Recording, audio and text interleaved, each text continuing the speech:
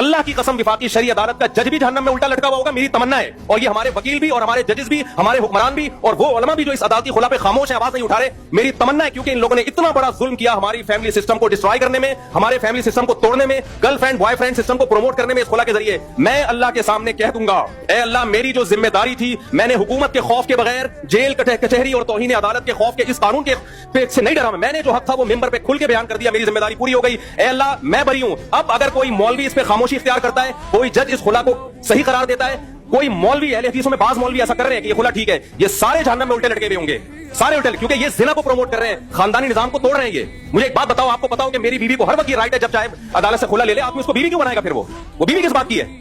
Girlfriend और बीवी में फर्क क्या रह गया? फिर गर्लफ्रेंड को भी ये राइट है, जब चाहे छोड़ के चली जाए, बीवी के पास भी कोर्ट ने ये राइट दे दी है, जब चाहे कोर्ट से खुला लेके चली जाए। अबे तो गर्लफ्रेंड ही रख लेता, इससे बेहतर नहीं था क्या?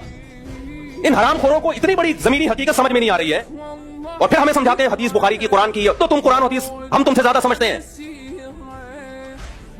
सबसे पहले इजमाई उम्मत है, सहाबा ने, ताबीईन ने, चारों इमामों ने कुरान हदीस से क्या समझा है। तुम 15वीं सदी के मौलवी हमें बताओ कि कुरान हदीस क्या है। बहुत अफसोस होता है मुझे, अहले हदीसों से यह तवक्को नहीं थी।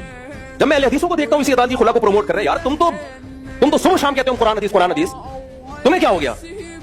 इससे मैं तकलीद पे और मजबूत होता हूं कि आप इन मज़ाहिब अरबा को फोकस करो ताकि इस गुमराही से बचो आप, वरना हर शाख पे उल्लू बैठा है, अंजाम गुलिस्तां क्या होगा? कुरान हदीस के नाम पे हर शख्स आपको गुमराह करेगा। कोई ऐसा खुला नहीं है, ना कुरान में ना हदीस में, कि औरत जब चाहे जाए और कोर्ट से खुला की डिग्री लेके दफा हो जाए। वो ऐसा ये नहीं मानता इस्लाम, ये जिना है। औरतों को पसंद हो तो भी ये जिना है, पसंद ना हो तो भी ये जिना है। जिना पे इस्लाम का लेबल मत लगाओ। आप गर्लफ्रेंड बन जाओ किसी की, लेकिन औरतें भी पेड़े खाती हैं। नहीं, बीवी बनके हुकूक बीवियों वाले लेने, यानी पावर वो लेनी है जो गर्लफ्रेंड के पास होती है, हुकूक वो लेने जो बीवियों को मिलते हैं। गर्लफ्रेंड को नान नफका मिलता है? बोलो ना। नहीं, गर्लफ्रेंड का बच्चा हलाली होता है, हरामी होता है, हराम का बच्चा होता है वो। गर्लफ्रेंड का ससुराल से कोई ताल्लुक होता है? विरासत मिलती है? नहीं।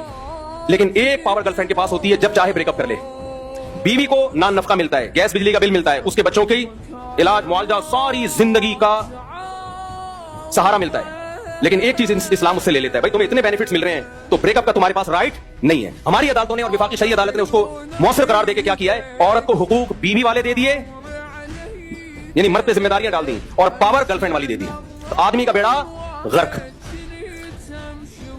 आदमी का क्या कर दिया? बेड़ा गर्क कर दिया। और ये सिर्फ पाकिस्तान में नहीं, पूरी दुनिया में ये हो रहा है।